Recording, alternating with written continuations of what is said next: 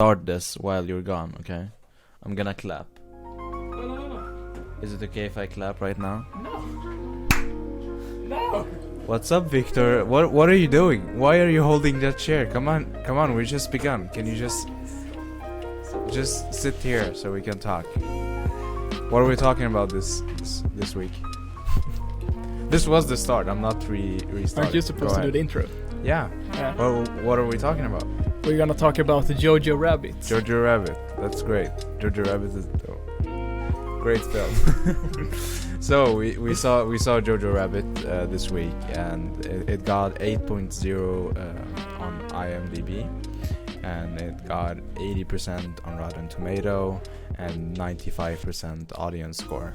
It was directed by Taika Waititi, and the screenplay by Taika Waititi, and it's based on a novel by Christine Lyons.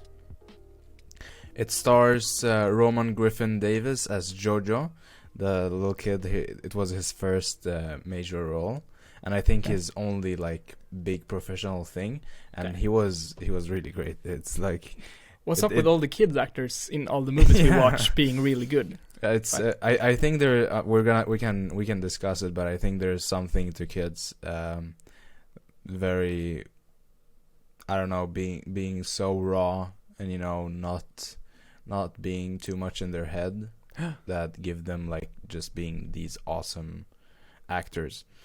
It also stars Thomasin McKenzie as Elsa, Scarlett Johansson as Rosie, the mom, and she got an Oscar nominee for best actress in B-roll, in a supporting role. actress. Yeah. B-roll. B-roll. Amazing. And of course, Taika Waititi as Hitler. Dude, he was solid. Yeah, and those are just like the main cast, but there was a lot of other really known actors in that movie. It was also the guy from, Reek from Game of Thrones. Oh yeah. I don't know his name, but great actor as well. I loved him in Game of Thrones. I was surprised to see the budget for this film, just because there's so many like big names. It's not a big budget. So what would you guess for the budget? How much do you think? If I didn't know, you said it would be surprising what the budget was. I would have guessed probably 50. Okay. Yeah, it's not 50. Okay. I really thought it had like a super big budget, but it was only 14. 14. Yeah, I know. Like, wow, that's awesome. But it also like the movie uses a lot of practical places. There's not a lot of like places that they had to build from scratch or stuff like that. There was maybe the last couple of scenes where there was a lot of damage in the area and explosives and stuff like that. And the building of the main protagonists. Yeah, but no, I think that might have been like a practical place as well. But else, it looked like pretty. I think the closet was also one of those places. Yeah. And have already brought in $86 million worldwide, so people actually love it, or that's sold. A big profit. And it's also like an interesting thing to talk about. Like, did it sell so much just because of the Hitler kind of thing, like the idea of the film and how it was like, because the trailer is very interesting, Yeah. But then. Yeah, we can talk about that as well. Do you mean that it stands out? Yeah, it stands out. It has like how a can really, this? Like a really controversial subject. Exactly. And how to make it a comedy. Yeah, it got nominated for 5 Oscars, but it won only 1 for Best Adapted Screenplay, and I love that. Taika Waititi. Yeah, he was the screenwriter. He wrote, and I really like him. I don't like. I haven't been that inspired from his work. I've seen a couple of movies that he made. He only made a couple of movies. He made Thor Ragnarok. Yeah, and he also made a film called super interesting film that I haven't seen yet. Am I wrong? Is he the guy who also made Guardians of the Galaxy? No. He made. Or is he supposed to make the next Guardians of the Galaxy? I don't know. It feels. There's some talk about him with Avengers, Marvel universe. Well, he've already made one exactly. Avenger, or not Avenger, but like Avenger universe, I guess. Marvel universe. Marvel Cinematic Universe. I have no idea. I'm not a super fan of those kind of movies. You're not a superhero super fan. I'm not a superhero super fan, but I enjoy the movies. It's I talked about it with Matilda in school a lot, like about Jojo. Not Jojo, but like movies, like superhero movies and stuff like that, and okay. you know, the entertainment versus the cinematic and being a roller coaster type of movie. Because she talked about that Martin Scorsese like said that superhero movies or like the Avenger movies are like being at a roller coaster ride, you know. Yeah.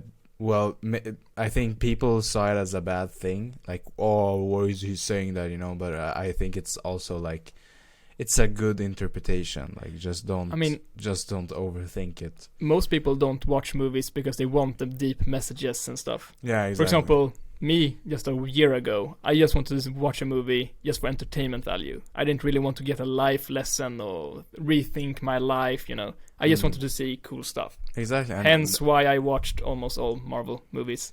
Yeah. And why I also like the visuals of movies. But since starting studying about film, realizing how much a movie can mean with just like some thought behind the story and the mindset of some characters and some visuals on that will become a super great movie. Which is why I like this movie. Okay. That's great. I want to delve into. You already like told everyone that you like. I like this movie. Yeah. And before we go into the Nixon picks or whatever you say about the movie, I'm gonna give a small description about the film. Yes. But I think I have two sentences describing the film. The film follows the young Jojo that finds out that his mother is hiding a young Jewish girl in the attic, and confronts her by the help of his imaginary best friend Adolf Hitler. Well, it says a lot. Yeah. It sounds like it's all over the place. Yeah. But I think how Hitler is portrayed says a lot more about the film. A lot of people critique this movie in a bad way just because they thought it's a sensitive topic, and they thought like, oh, why is he showing Hitler in this, you know, very dummy kind of way, that he wasn't like a bad person. Exactly, they made him friendly. Yeah. What did you think about that? Like, I mean, obviously, the movie, from trailers and all that, we know that the Hitler imaginary friend is, you know, this goofball looking version of Adolf Hitler. He's not the real interpretation of Adolf Hitler in that universe or in real world or anything. Which it feels like they're not really portraying that like, oh, Hitler was a cool guy, you know. But then later on in the movie, they actually show, you know, that Hitler, even though he's just imaginary, he's not even nice there, you know. I think it's a bit too sensitive. I mean, it's a sensitive topic, but I think it's too much to just judge a movie just from the topic, that it could be weird, you know. Because I actually loved how the story, I want to delve into this, like, I love how this movie combines comedy and good comedy, like well-written comedy that actually made me pause and laugh. Okay. No joke. Like, and also you had to pause. I actually had to pause and rethink, what the F did he just say? What was it that made you do that? I mean, I really enjoyed the Gestapo scene. When they all came in and When they opened the book and being like, they have a little devil in the head.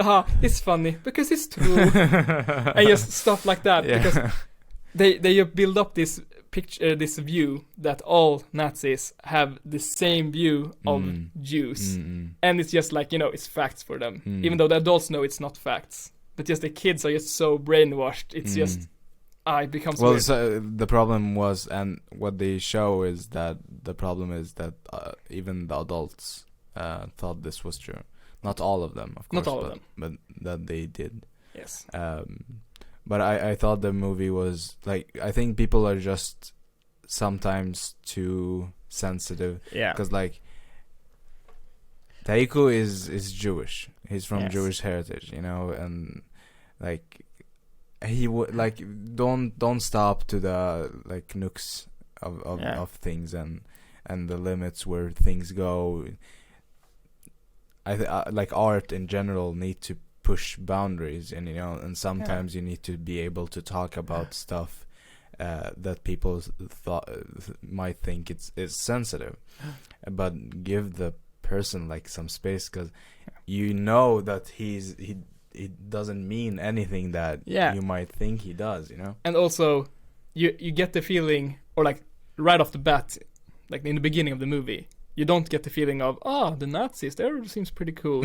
Like the first day of camp, they immediately, start talking weird stuff that's not something that a person would be like, I agree, I can't remember exactly what they said.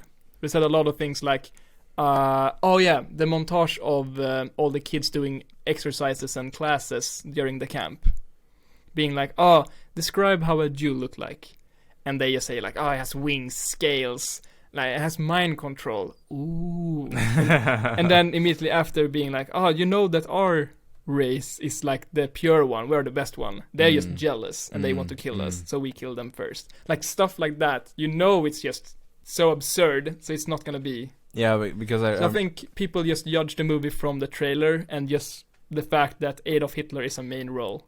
Or not a main role, but like a big part of the movie. But even people that have seen the movie, like I've saw some people like talking about, it's terrible to be sitting in a cinema and hearing like 100 people laugh around you about jokes that are mean against like Jewish people. But where do you think the jokes are coming from? They're coming from the view of showing that these jokes doesn't make any sense, Exactly. and that they are idiotic. It's satire. So if you're mad about the subject, or that people are joking about things that are not true, well, why are you know what I mean? Like, do you believe those stuff? And do you think that they apply to some people, and that's why you feel it? You know what I mean? Yeah, and I think they're just too sensitive. It sounds rough and it sounds mean, but in the end, that's what I personally feel.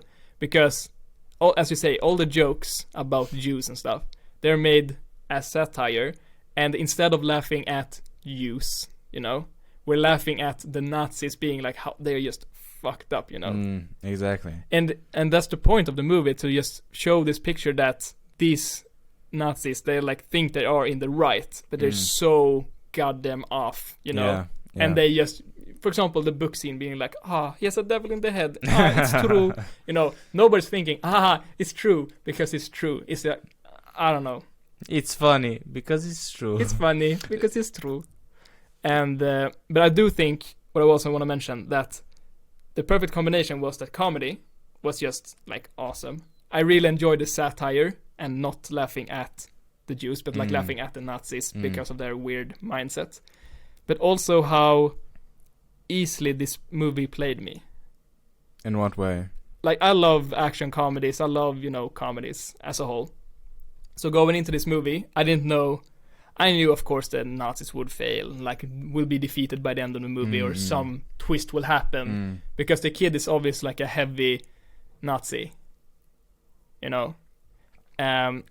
even says at some point in the movie, being like, I of course I'm a Nazi. I'm like super into swastikas. I have to be a Nazi, you know. Yeah.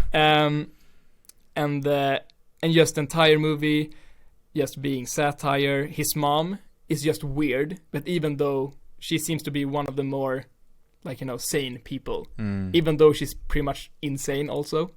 Well, she was weird to her son, being like, "Oh, you're an ugly monster," you know. Well, I think she was this like humoric mother, you know, very out there and like, not afraid to show. Like it exactly. It she had a backbone. Really, yeah, it reflects really how, like her views on Nazis and stuff like that, in the way she was with her son, just because she was really, you know, she took it to another level with the laughs and gags and like pushing him over and stuff like that, which I thought was like a fresh way of showing like a really hardworking, strong mom. Yes. But overall, I really love, again, like this movie wasn't a movie of inspiration for me. Okay. You know, it wasn't like, oh, this was really cool and I really want to learn how they did this because I want to do this effect. But it touched some stuff that are really in the grounds or like the basis of making film or telling stories. Okay. Because if you look on how Taiku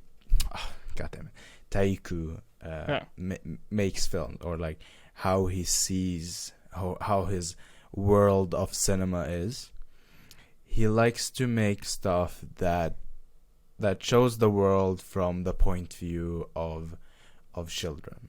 Yes, childish movies with some topics that are not childish. Yeah, probably not childish movies, but like showing childish mindsets. Yeah, and the purity in that, you know. Yes. Like his movie, he made a movie called What We Do in the Dark, which is a movie that I really want to see. It's it's about these people that live together, these vampires that live together, and like what.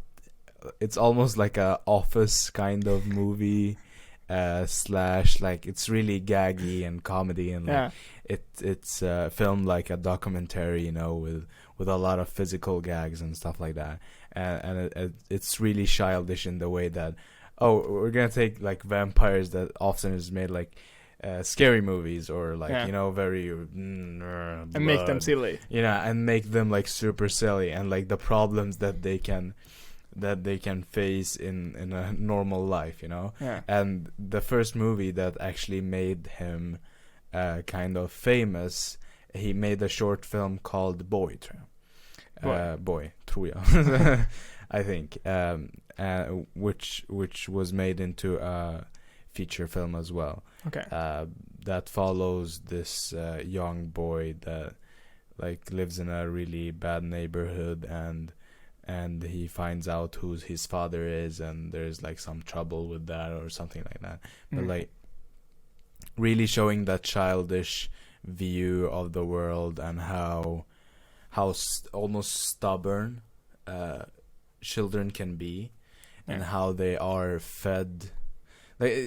Like the idea of this film is very soothing, or not soothing, but also like it fits really the way that he shows movies, because like if you're taking a big subject like that and you're showing it through a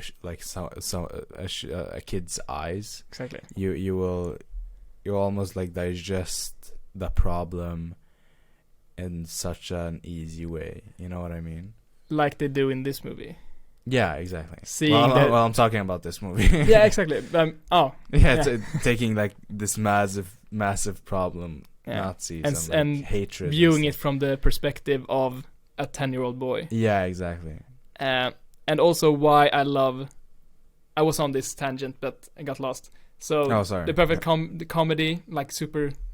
When the comedy was good, it was like super high, you know. Like the first 70% of the movie, the 2/3 where, funny, some serious stuff, funny, and then he walks on the Tory, the plaza, Okay.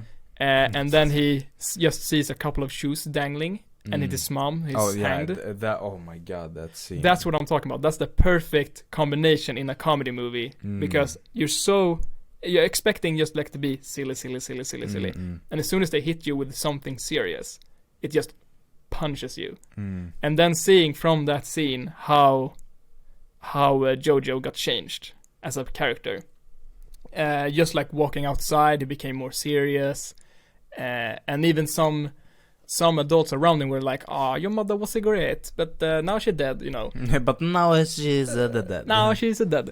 And then also seeing how they've been hyping up, war, going out to war and actually fight and all that. And when the Americans and Russians finally attack them, he just sees how everyone is dying, people being tortured, all that. And it's just, it hit me hard, dude. That scene, I didn't see it coming. Yes, but exactly. Yeah. Normally you can predict some stuff. That his mom was like killed off in that way completely threw me off. Yeah, that was for sure. So well made. For sure, and because before that scene, I was thinking a lot about how his way of showing stuff really reflected that he doesn't come from movie making. I don't know how much you know about Taika. Not Jesus, really that much.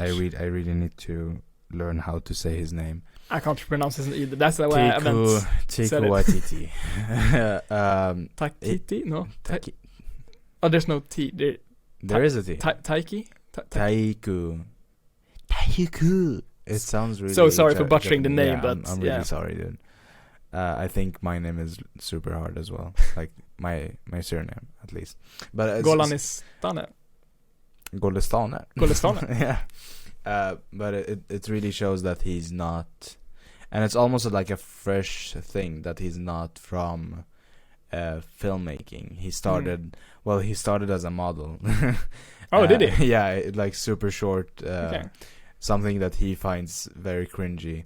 I actually before finding out that he made Jojo Rabbit, I saw a TED Talk that he held about how he, like, the artistic way he expressed himself in, and he talked about that he done some modeling and that he went over to this kind of painting.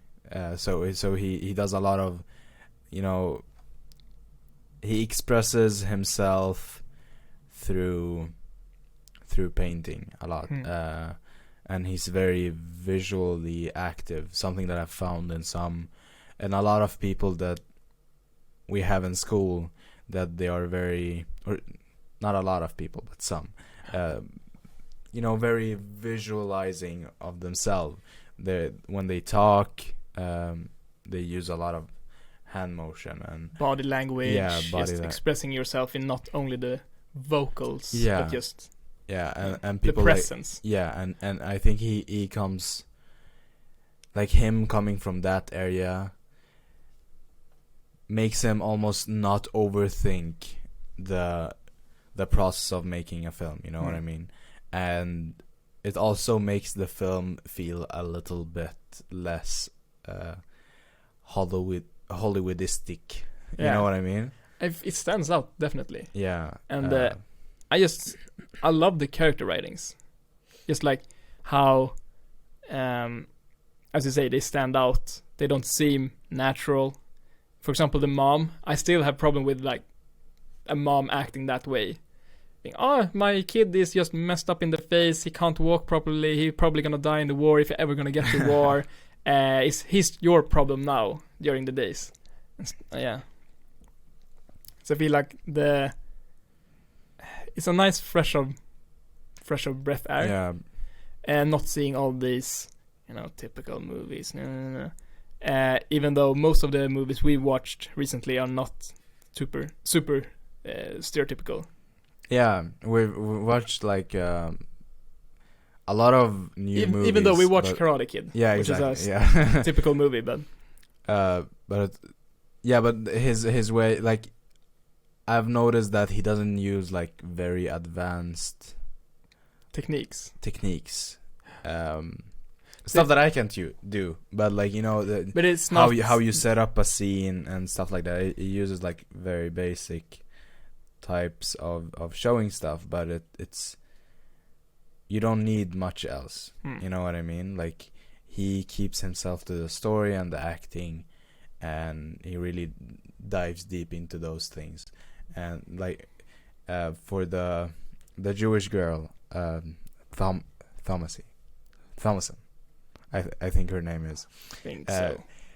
Into meeting him when she got like the part, and she's done like a lot of research and like yes. Like diving deep into her character, and you know, reading a lot of books about the war and stuff, and she talks to him and like, oh, I've read this and I've read that, and I've done all these research and stuff like that. He was like, forget all of that, watch Mean Girl. Like, yeah, what? Okay. You know, like him just, you see like how that is like, and it's almost like a bit beautiful, because almost all characters have an inspiration from another character, and even the mom, I don't remember which film it was from, but it was inspired from another mom in another movie, you know, that was really alike to that. Okay. But I think it's perfect. I think it's great for the film, and it's really, you know, shows how she is. But okay, so something that I really wanted to talk to you about was that they talked English, and how. Yes. How did you feel about that? So I was a bit annoyed that the children were British. At least Jojo, he had a very thick British accent, and all the adults had a fake German accent. Unless someone were actually, you know, speaking German, and yeah, but it sounded so stereotypical fake German accent, and then the children were British, was a bit off. Well, all the characters had a like an accent teacher, accent coach. So they were going for a German accent, but just the fact that they are talking, you know, English is something like super. I don't know, like it grinds my gears a little bit. Imagine Parasite. Yeah, I was just gonna say that. Like, imagine Parasite in English.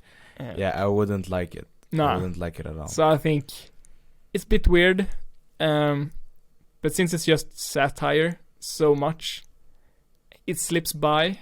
But I think it would be even more fun in German, hearing all these things that they say in their, you know, when they heil and all that.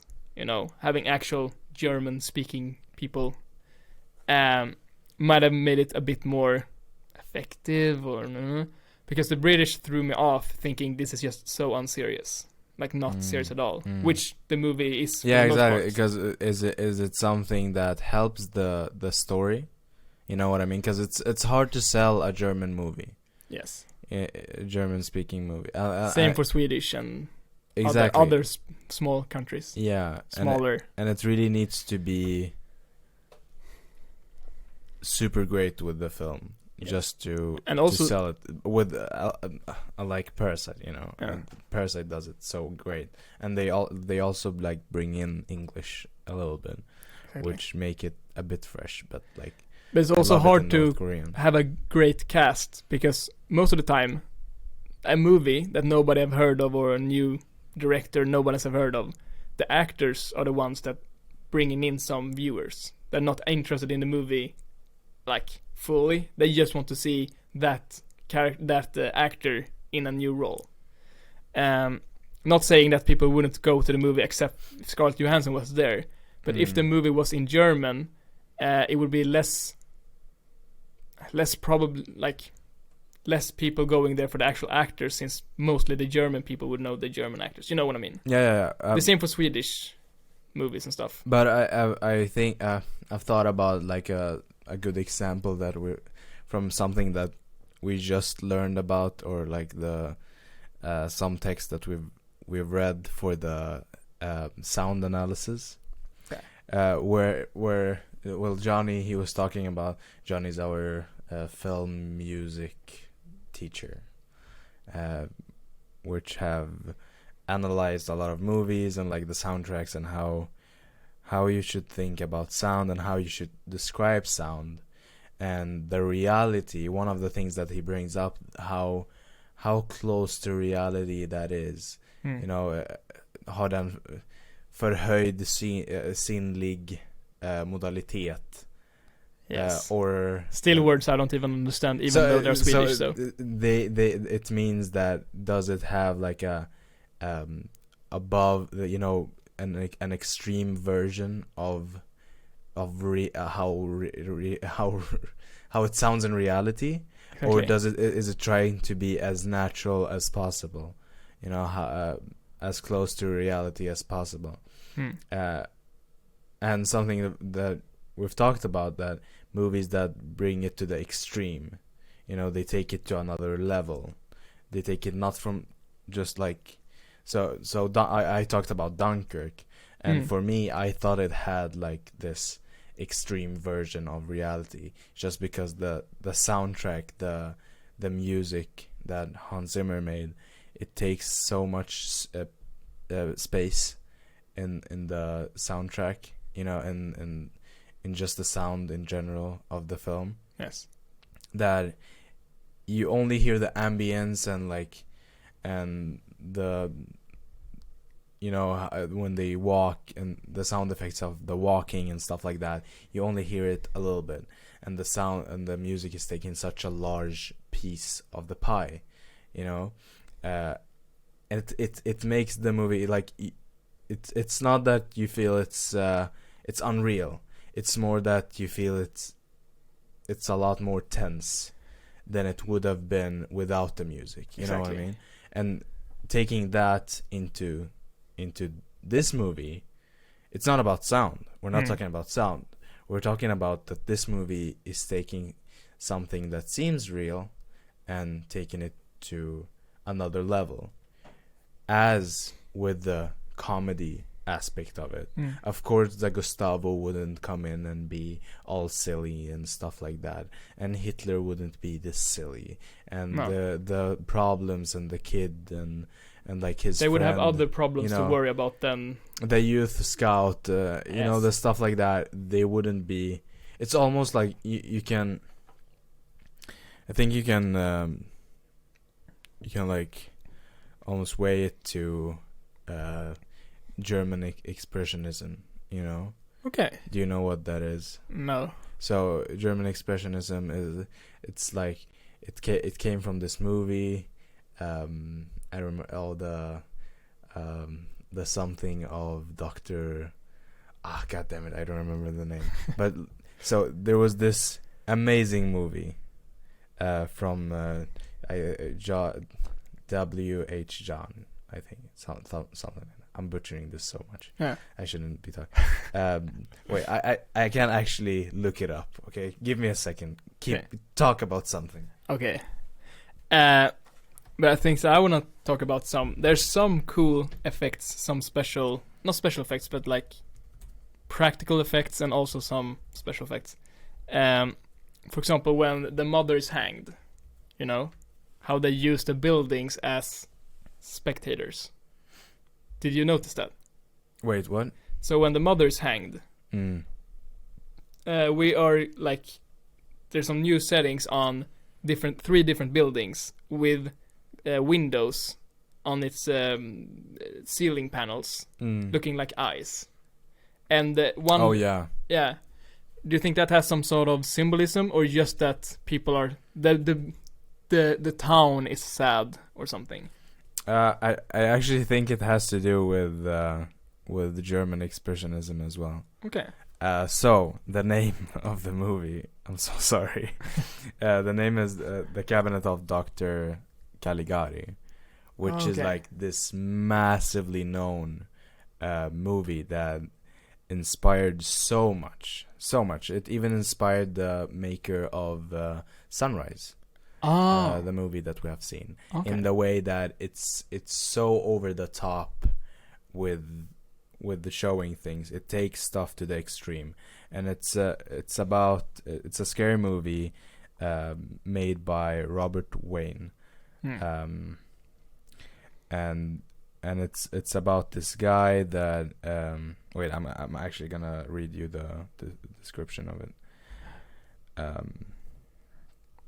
Because I've talked about this in our essay that we wrote in the course before this, because it had such an important part of Sunrise, and how he visually viewed stuff and like showed stuff. Because so I'm gonna read the storyline. Francis, a young man, recalls in his memories the horrible experience he and his fiancée Jane recently went through. It's the annual fair in Holdestwall. Francis and his friend Alan visits the cabinet of Dr. Caligari, an exhibit where the mysterious doctor shows the somnambulist about his future. Somnambulist is Caesar and awakens him for some moments from his death-like sleep. Whoa. What? Yeah. When Alan asks Caesar about his future, Caesar answers that he will die before dawn. The next morning, Alan is found dead.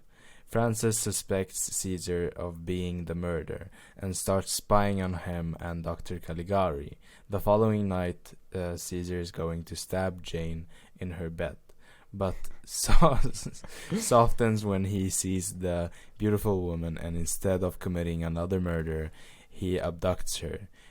Jane's father awakens because of the noise, and he and some servants follow the fleeing Caesar.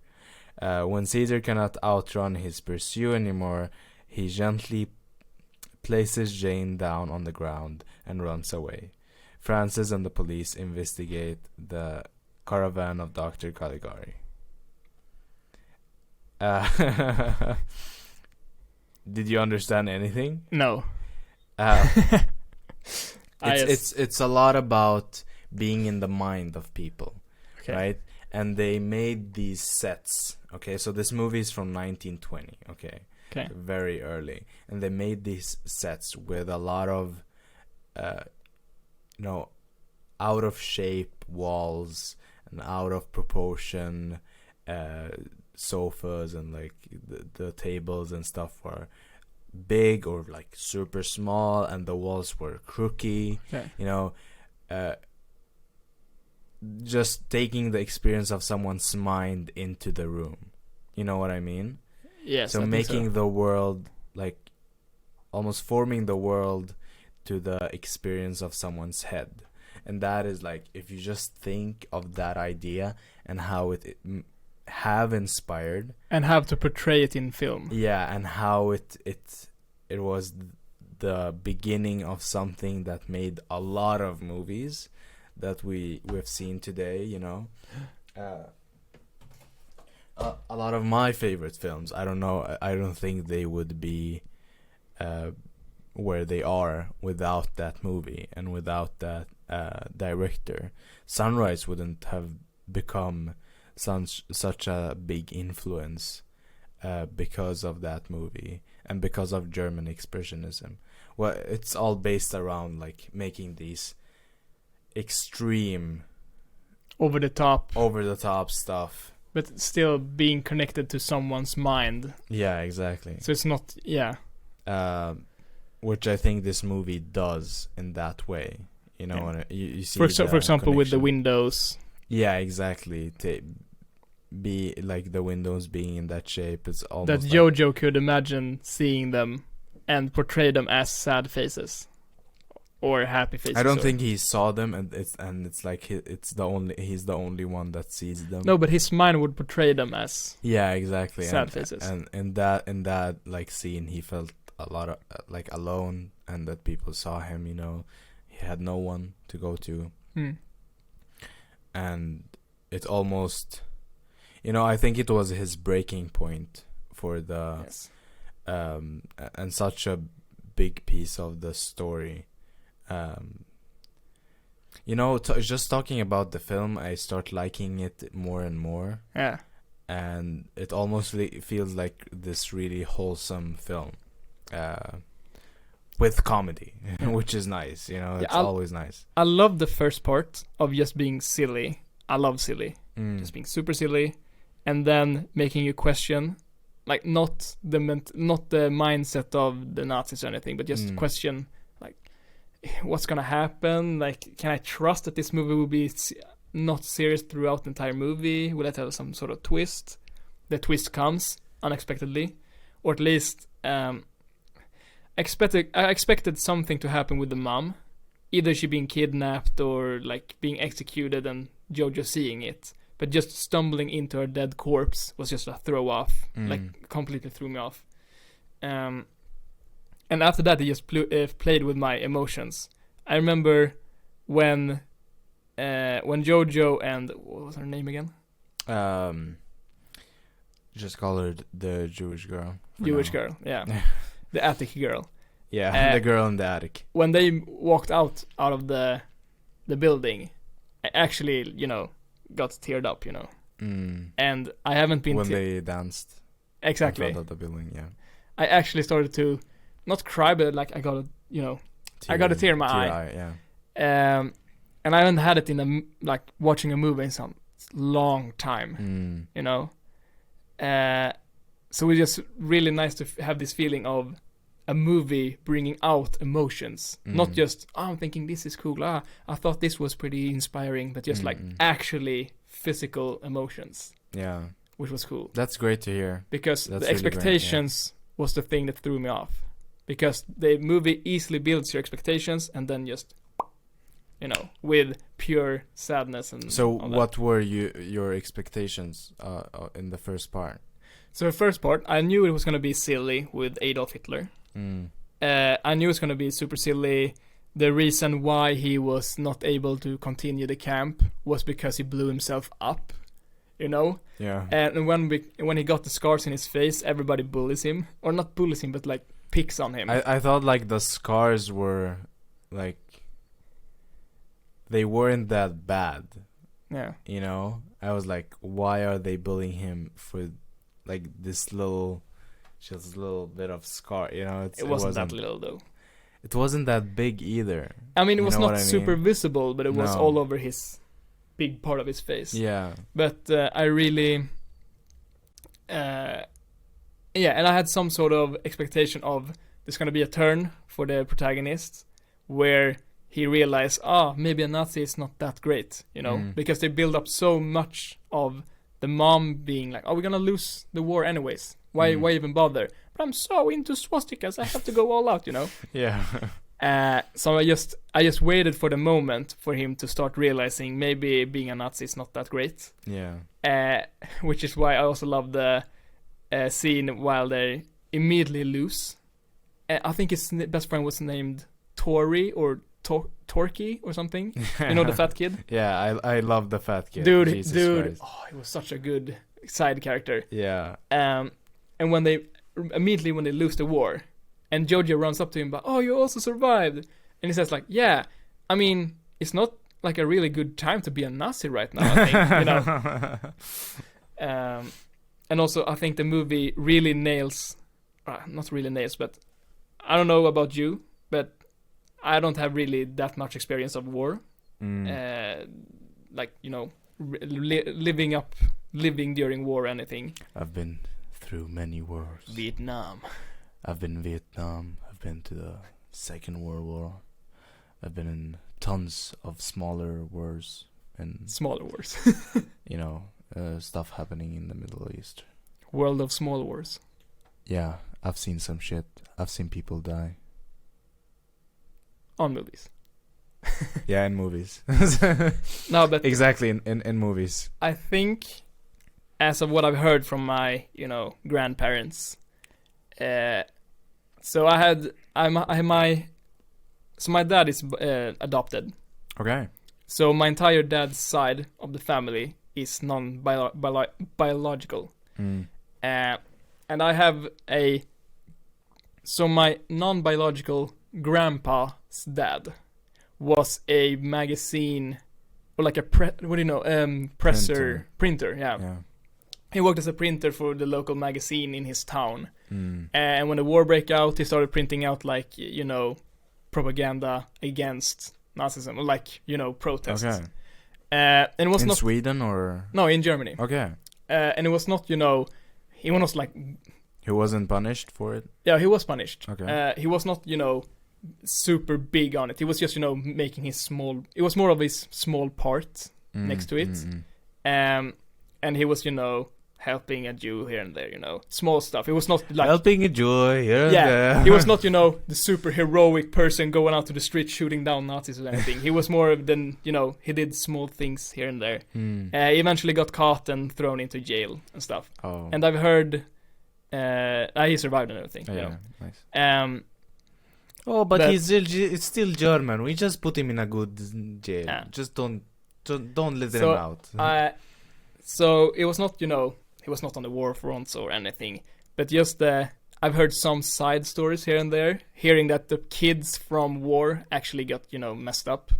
Of course. Or not like super messed up, but, actually imagine, or not rather imagine, but imagine seeing Jojo. Thinking this is a movie, it can't really be real. It's a sarcastic movie. I don't know if I did this because it's a sarcastic, but anyway. But then I started thinking about what my grandparents started to, what they shared. And they also mentioned that imagine being a German kid growing up exactly as this movie.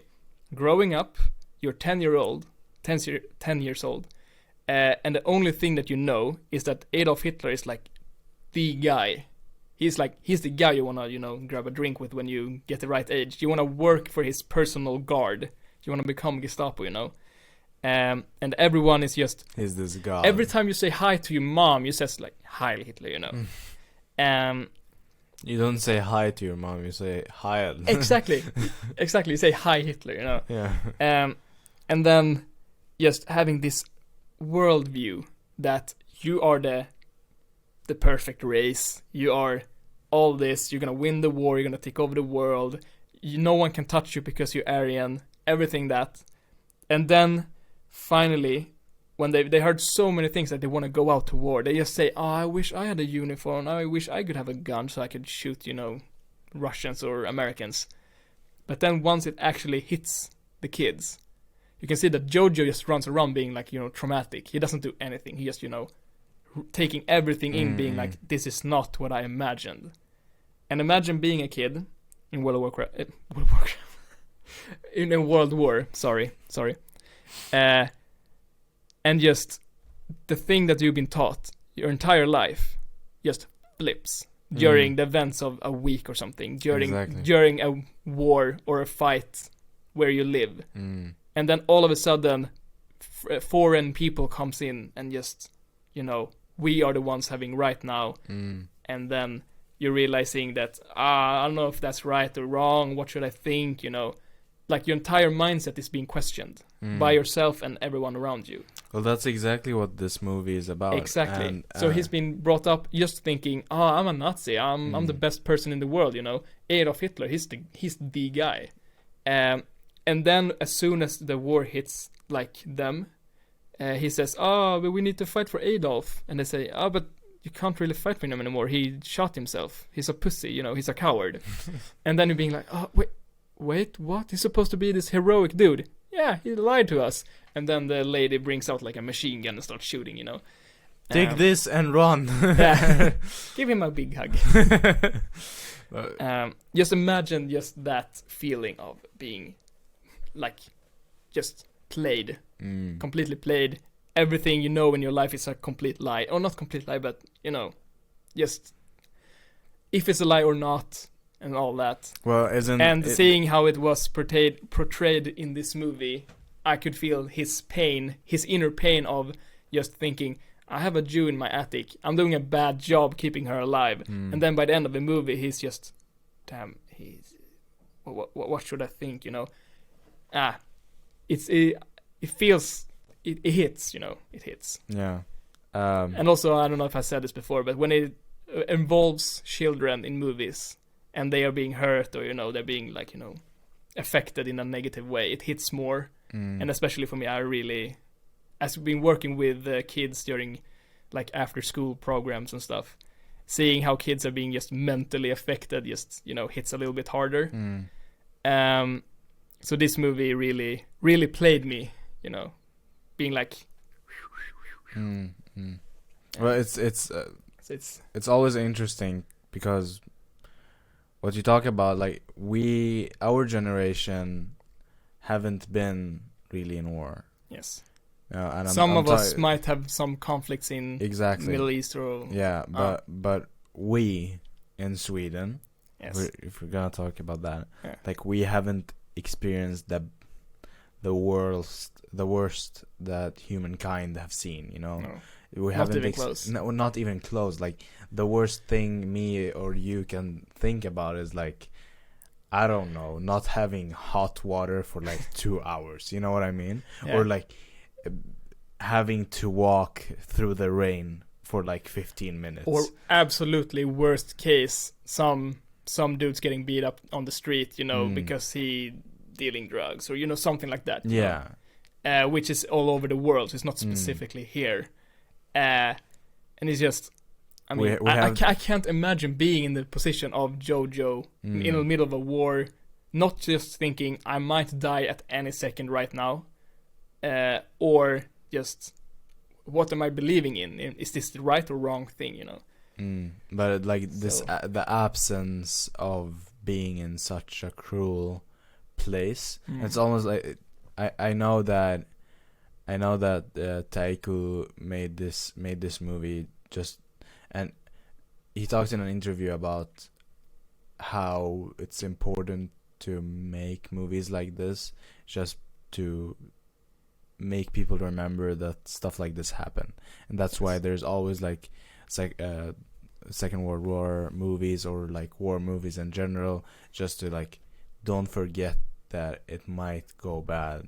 Exactly. And World War III being just around the corner, and like not so much being more like a little bit of mainstream in the media right now, and like people. It was more when it like actually happened, but it's been derailed, or not derailed, but like been. Yeah, but like just the tension. Yeah, that's true, of conflicts being there, and I think it's like really idiotic that there is tension, or like that. I don't know. I think it's stupid, that there is even any problem, because it's almost like we're all in the same team. You know what I mean? Yeah. And like that people are fighting about land and like powers with this or that. Aren't we all trying to do the same thing? Or why aren't we? I think having the same goal. I don't want to be like that, but I think it's easier for us to think like that because we don't have any country really, affecting us in a negative way.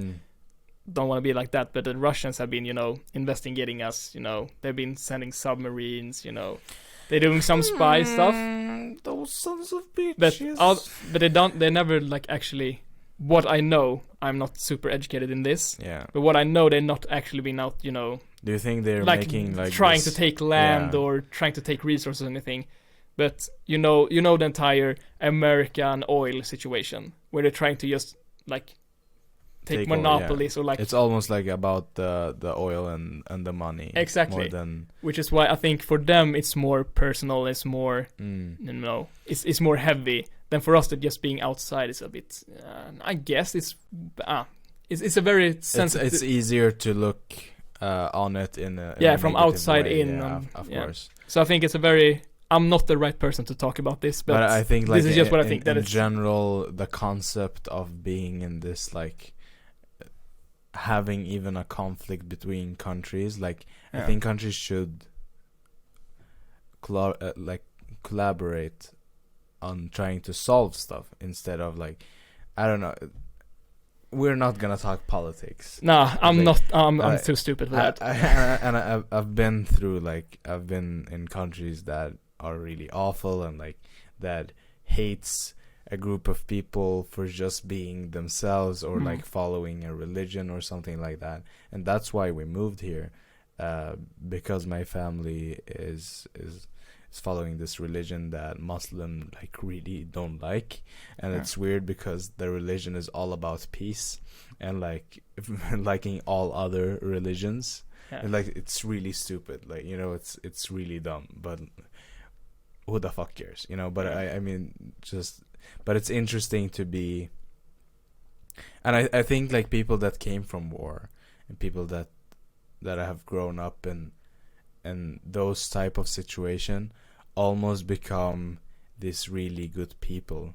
You know what I mean? It's almost like probably your biological grandfather's father was probably like a super great person after that experience. I have no idea. I don't even know my grandfather because he, you know, passed away before I was born and all that. So I just know things that my grandma said, and if that's, you know, like bullshit. Yeah, I think there's some bullshit, like not a lot, but like. How old is she? She's 85. Okay. So it's her dad. Mm. So it's not like, you know, written in stone. That's what happened. But that's what I've been told. You know, it's a diary, like when an she's old the diary. only source, I have to like take it with a grain of salt. You know, when I was a little kid, my father would come home from the war with a magazine. With a magazine in German. Well, is she German or like? She's Finnish. She's Finnish. He moved to Finland right after the war. Good move. Yeah. Good move. But he's smart. Yeah. So I don't really know the story there or anything. Maybe it's just like she's making this fake story to just he was a good guy, I promise, you know. I have no clue. He was probably a Nazi and she's trying to like, cover up, I don't know. He wasn't a Nazi, he helped Jewish people a lot. As soon as I start to question, it's just like, take this grenade and hug that American over there. I have no clue if it was bad or good or anything. I just heard from my grandma, which at this point is a little bit delusional, you know. So, not the most valid source, but yeah. She was like, your grandfather was a slave in America. Like, wait, what year? 1700s. What? I remember when I was a little kid, we were in Kenya. Grandma, stop. You're from Finland. What? And they called us the N-word. Grandma, take it easy. What are you talking about? Look at yourself in the mirror.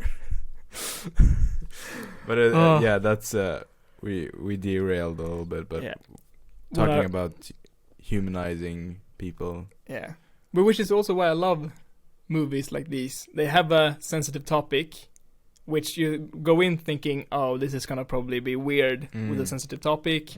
It's funny, it's sad, and you start to maybe get more emotions because I think like this. My mindset is like this when it comes to emotions. So all of us. Oh, sorry. It's just my.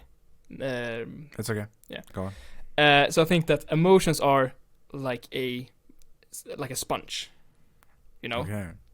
And the sponge is super small, you know, at all times. That's why when we walk on town, like on the street, and seeing like maybe a kid crying or something like that, you get some sympathy for that because you can connect to that. But you don't really gather it. It's super weird to explain this. I don't know. Yeah, I'm trying to. Like, is the sponge wet? No, I'm thinking that is it a dry okay, imagine sponge? like this. If you're walking from home to school. Is something pressing on the sponge? Or the sponge is super compact. Is and there it's not any pressure on the sponge? No, it's super small, you know? So it's a small sponge? Yes. But the sponge can become a lot smaller if you press on it. Okay, imagine this. You're walking home from school. Okay. A long walk, not just over the parking lot that you have. A long walk.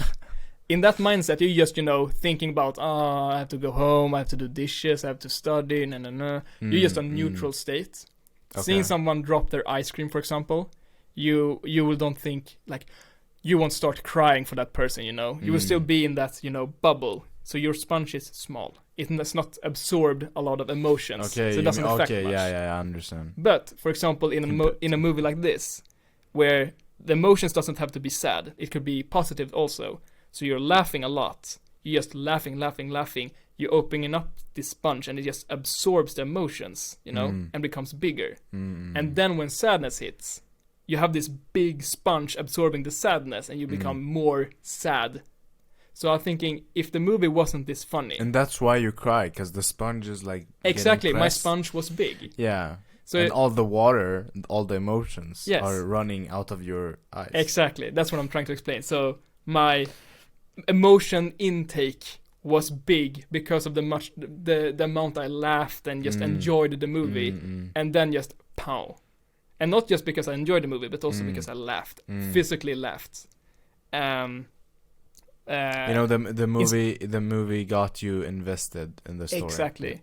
Instead of just a movie that's just sad. Because I thought, if this was a movie that had the same story and everything, but instead of having all of these like comedy skits or comedy parts, and was just neutral, and then a bit sad here and there, and then the big sad moment in the end during the war slow-mo scene, would it hit me effectively as much? And I would say 100% no. Okay. If a movie is just sad throughout, that's just, you know, me, you know, setting the bar for sadness and being like, oh, this is sad. And then, you know, there's no twist. My sponge is like, you know, expanding a bit in the beginning, but then, you know, but being sad and happy, it just grows big, you know. Dude, that explanation, it sucks. Makes sense. No, it doesn't. I'm sorry for that explanation. Reason. Like, I like, okay. But well, it makes sense. But you may understand some, you know. Yeah, I do. So it's pretty much, you but know. I think like an easier way to explain it, that a movie that has a lot of emotion, or like if the movie makes it, if a movie does a great job in making you invest in the story, yes, then your sponge would grow, would easier pick up emotions. Yes, you know.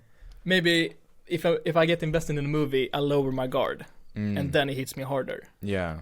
Maybe that's just a simpler the guard, you know. Yeah. Yeah. But I think it also has to do with, again, like your family and your, you know. There's no connection there. I don't even have any. No, it might not have that connection, but like something from the past, that because you felt a connection to the movie, not just like, oh, you thought it was funny and stuff like that, but it hits you here, right?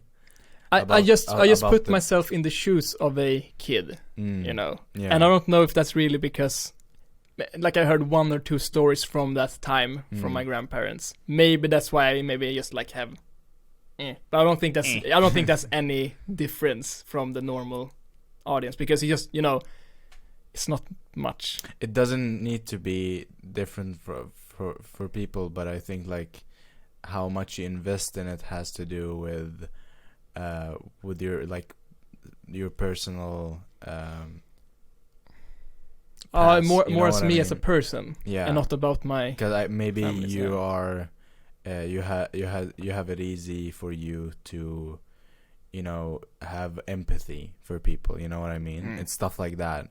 It might be like a personal trait that you have that made you really, because I can say mainly that I didn't have that type of investment in it. I might have laughed like one time or like twice. Okay. I saw it in our school's cinema. Oh, you did? Okay. Yeah, but I didn't cry. I wasn't emotional about it, but I thought it was like wholesome. But you know, something I thought about that might be interesting, is that you can talk, like, this movie is like,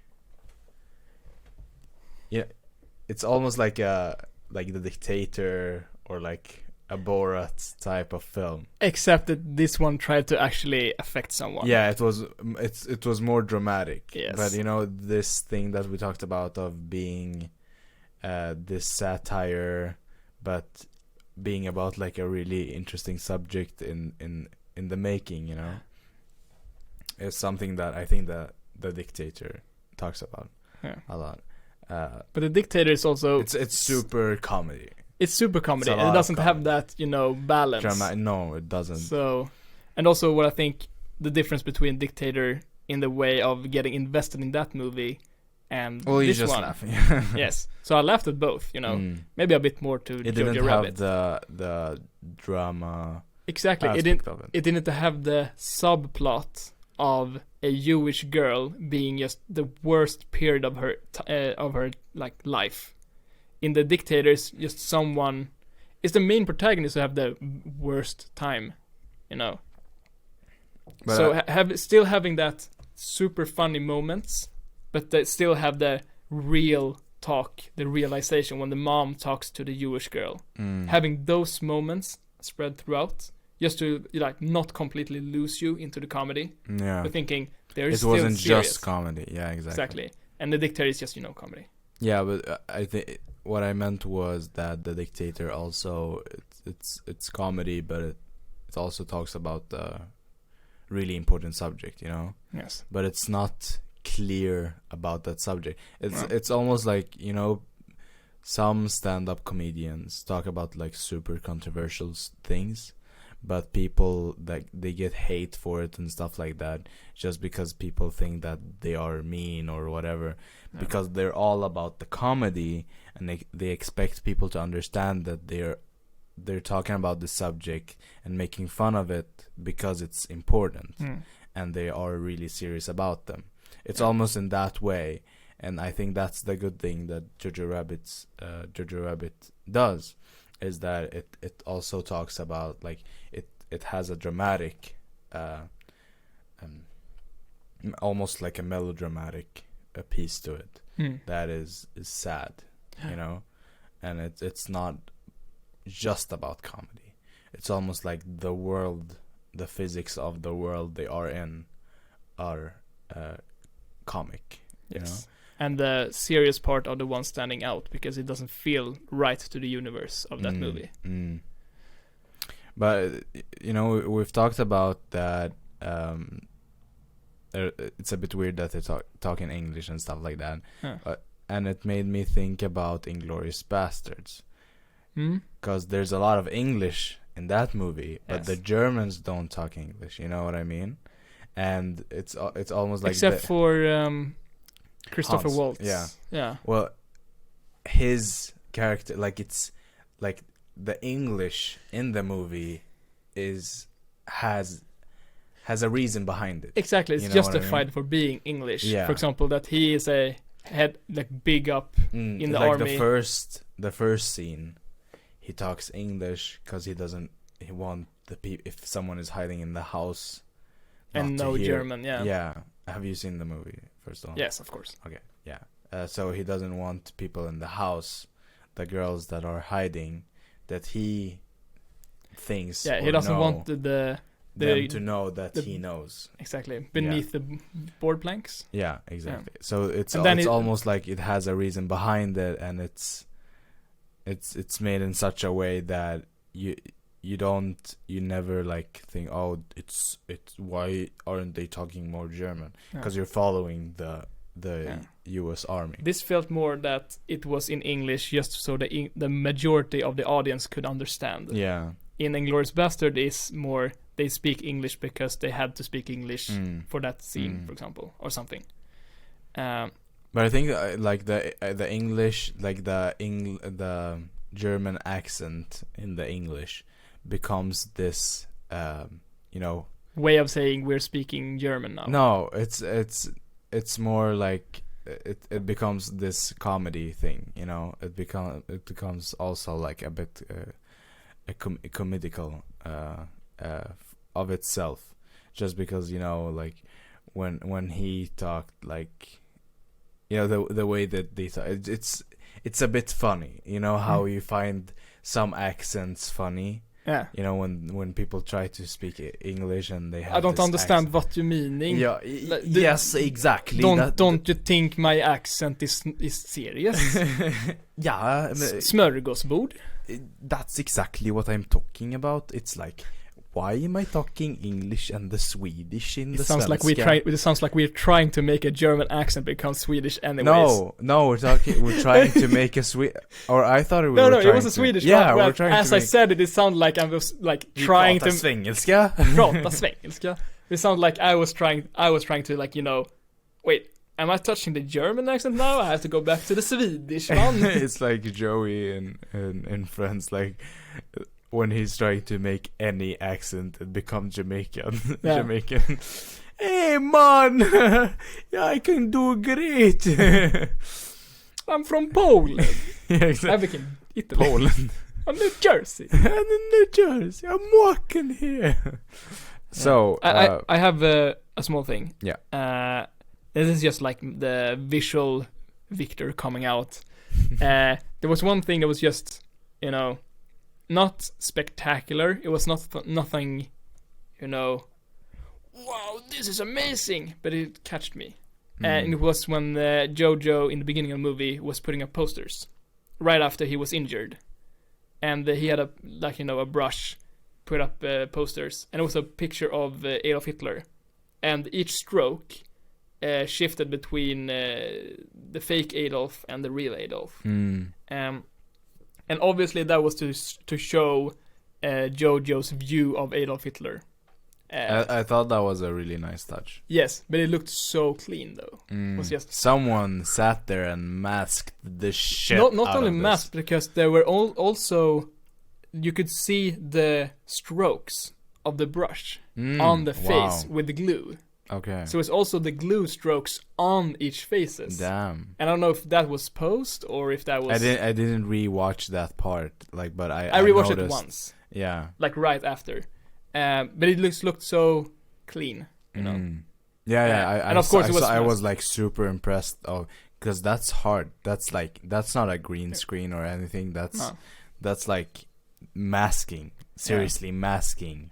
They could for be people that have you ever masked something frame by frame? Yeah. It takes tons of work. Most of the times, what we have learned is that you can use something called Mocka or some more advanced tracking programs, where, for the most part, the mask will be automated, but like no matter what, you always have to go in and correct. Yeah, exactly. So you can like it's really hard. It's pretty much you get the rough cut or like the. Have you been using Mocka for the? Oh, I tried. It didn't work. I go 100% manually. I don't know how you guys like thought beforehand. Like, why did you? I said on set that I would say I'm probably gonna sit here and mask it out anyways, so it's gonna be fine. Did he want it to be that he's in the foreground? You know what I mean? Yeah. He wanted that. He wanted to be in the way of the TV. Yeah. That was a must for him. You know what I mean? We have a setting when it's just a TV, but it's so boring. Oh. Yeah, I understand. And also because I said on set I want to After Effects. You know, of course. We're talking about the scene in the short film that I'm doing. So that I am doing. For once, I'm doing something. No, but so there's a TV in the background, blurred out, and the focus is on a person sitting in a couch in front of it. So he has his hand in front of the TV and stuff. And I've masked out. And the TV is shut. So in Yeah. like in the shot that they have, the TV is shut. We've just marked it up. Yeah, And- like why do you even mark it? Like it doesn't make any that sense. was not me. Like why did you mark it? I don't want to blame anyone, but it was not me. There was someone. Like are you trying to track something? No, you're not. I'm not gonna mention names, but someone said we should track it up like super hard so we can really see it. I was like, I mean, we can still see it in post, but okay, we do it anyways, you know, just to be safe. And then during our first viewing of the movie, before any effects or any correction or anything, just like the rough cut, the teacher said, you know, we used to tape up a television, like, I don't know, like early 90s or something. Now it's just, you know, one dot here and there, super easy. Or just like green screen it up.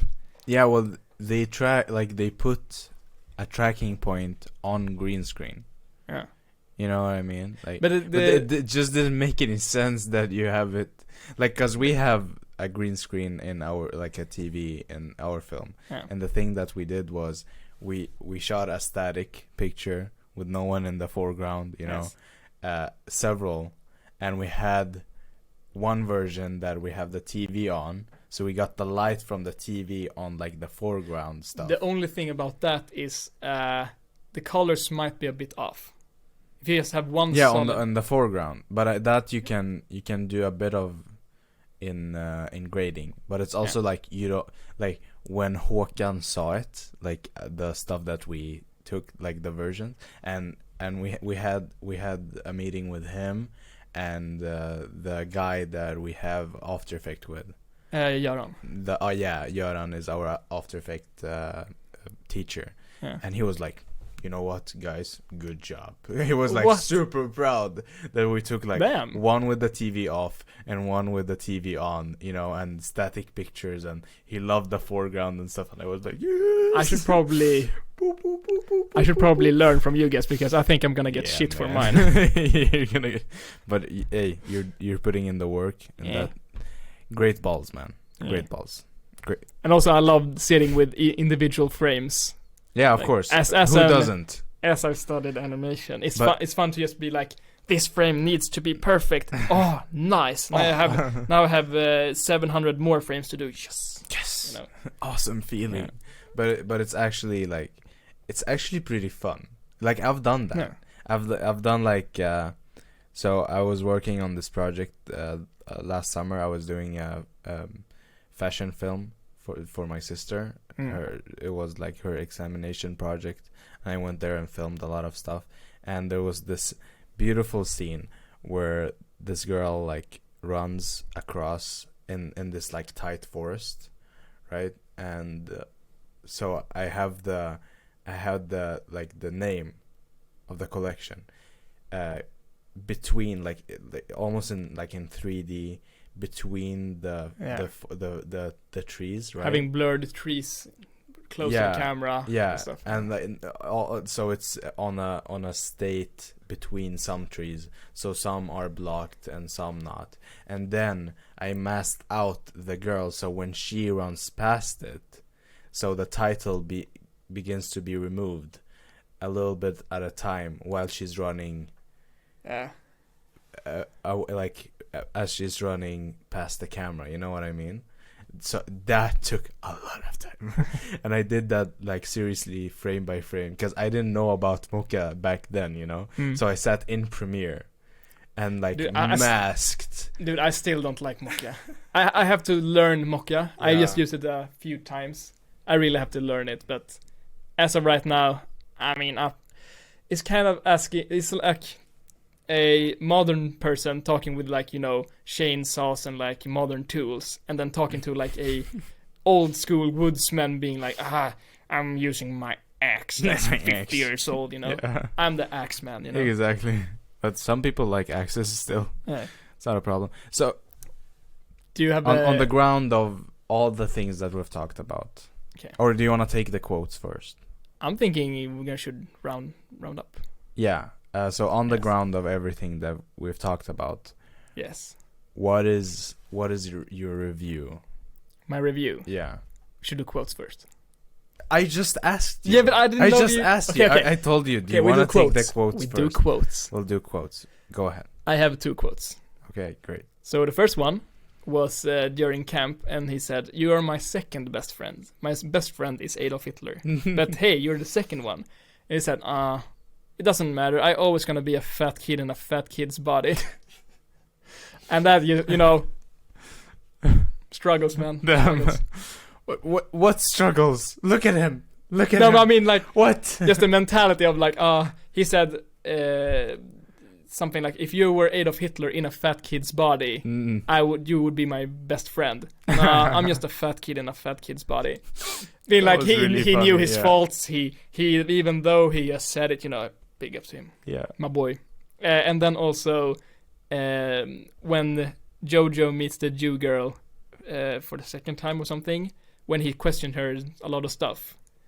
And he says, so describe what a you is exactly. I only heard, from adults. And she says, oh, we're just like you, but we are human.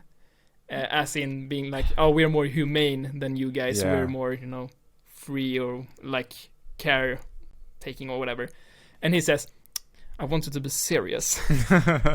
Take this seriously.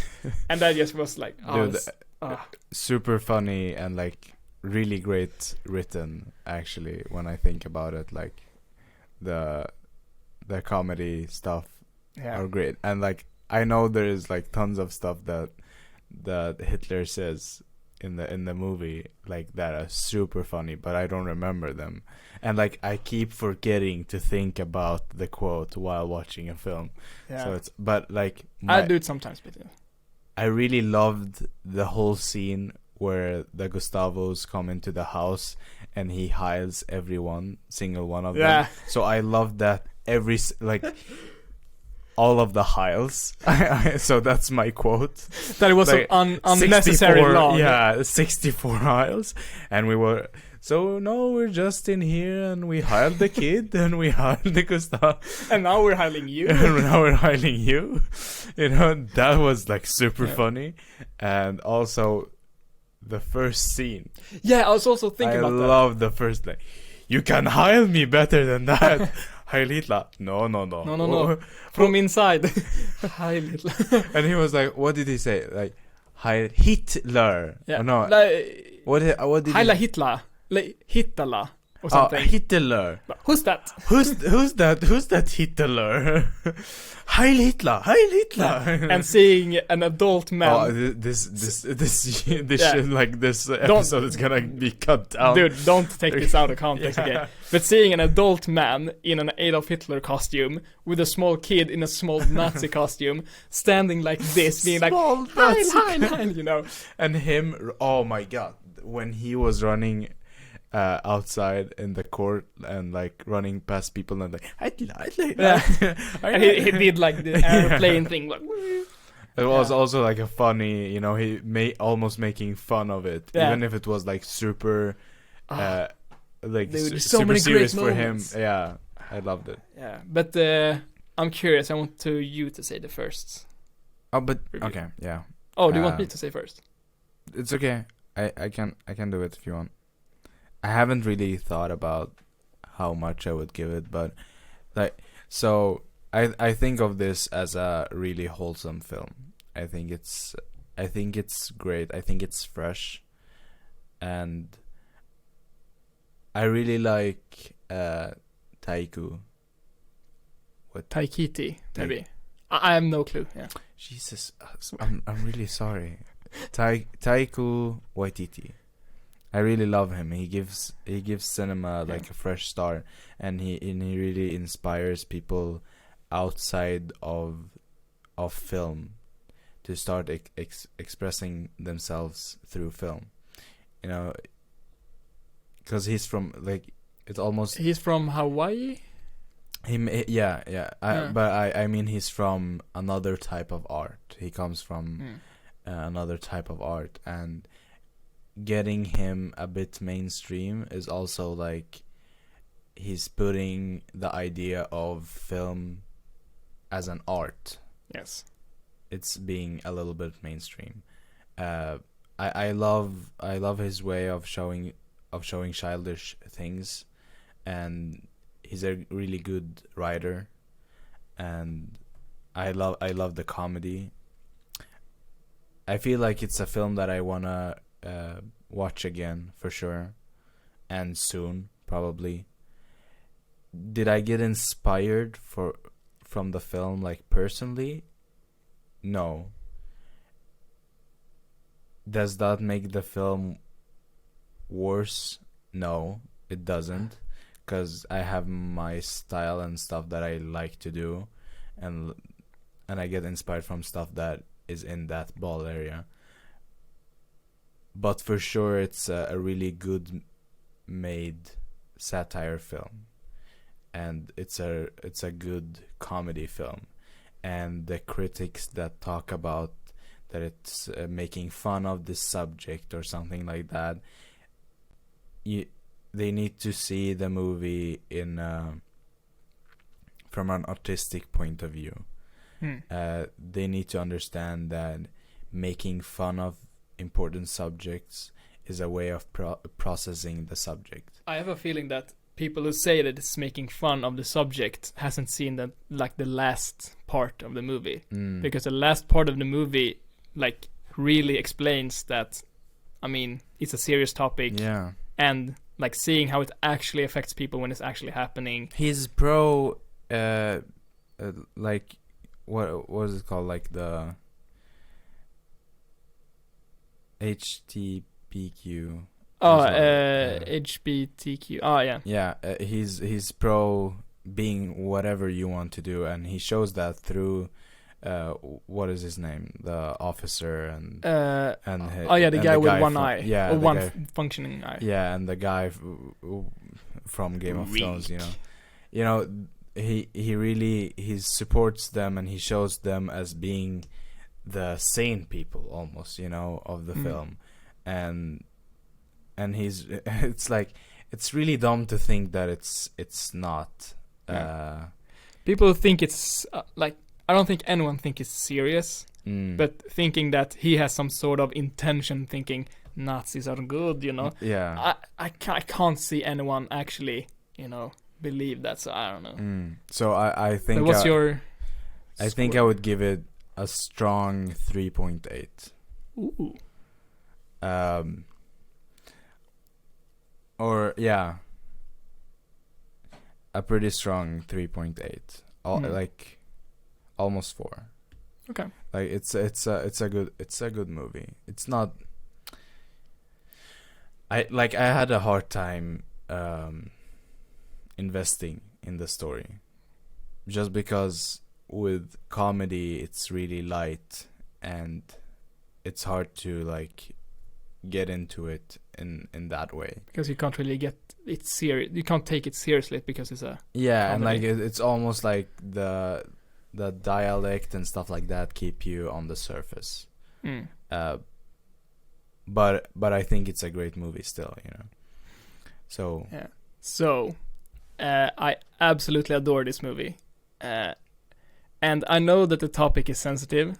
It's not easily to joke around, but since he actually I feel like he took responsibility, making sure that it wasn't just, look, they're Nazis, they hate Jews, ha ha ha. He was actually trying to make a point and actually show, like, good parts. I've said it several times during this episode, but he just portrays, or like show his message in such a good way.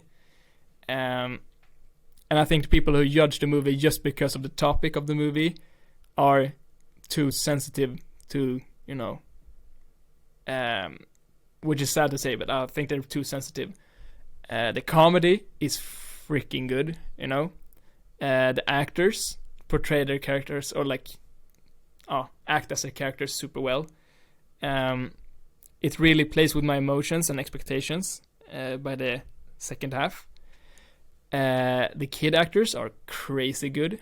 I don't know, where are these good kid actors coming from? I think it has to do with the directors and the casting. Yeah, but isn't the joke that like all kid actors suck?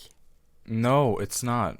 But I remember, might have been an old joke. I remember, like, if you watch old movies, like not all old movies, but like the big majority of movies, every kid actor is just, super bland and no emotions at all. And these kids, like, just delivers, Yeah. It's crazy. It's really crazy. And I also got some sort of, I don't know if you got this, some sort of Wes Anderson feeling from this movie. Sometimes a bit. Yeah, for example, not too much. For example, at the riverbank, when the mom and Jojo was, just sitting on the stairs.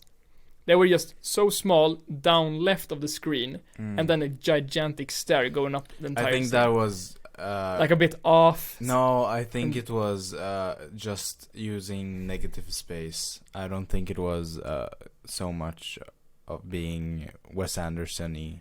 No, I'm I not think saying Wes that he An- tried to be Wes Anderson. I'm just No, saying no. that I got some sort of vibe Yeah, from I it. guess. And also like some Have bright... you seen, by the way, the trailer to The French Dispatch? Yeah, crazy. So Wes Anderson. We need to see that. Yeah, really.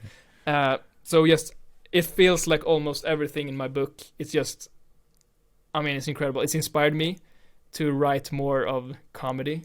I know that comedy is probably one of the most difficult thing to write, because the jokes really needs to land. But It's also, hard to get it right, yeah. Yeah, but seeing how he juggles with people's emotions and seeing Mm. how it works and the message and everything, it's just so inspiring for me.